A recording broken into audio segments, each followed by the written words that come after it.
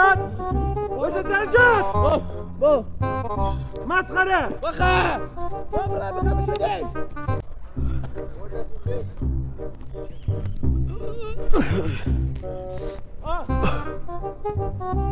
عجیبه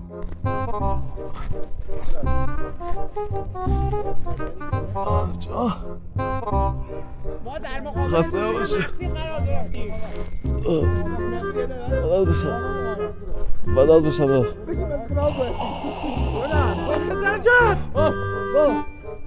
مسخره بخه برم بخم شده چه شده داشت؟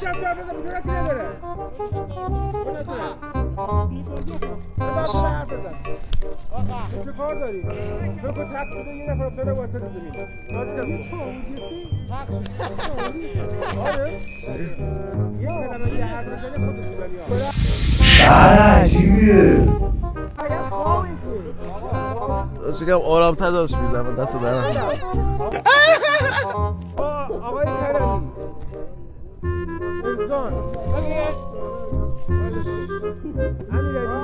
چرا اینجا؟ این سر جات بودو دارم نمیگیرم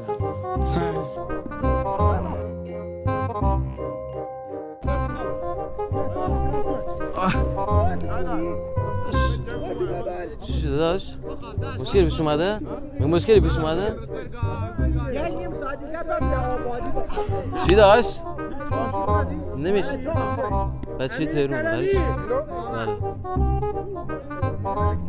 عجیبه شعر عجیبی شده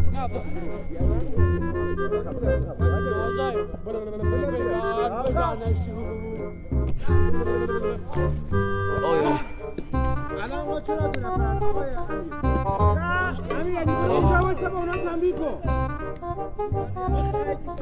ساعت چنده؟ هر که بخواد کرد نه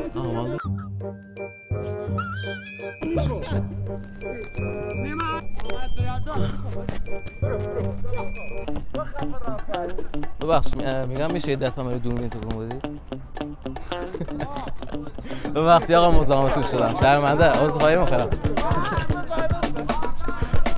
شرمنده ببخشید عذرخواهی میکنم ببخشید شرمنده خدا باشم عشق من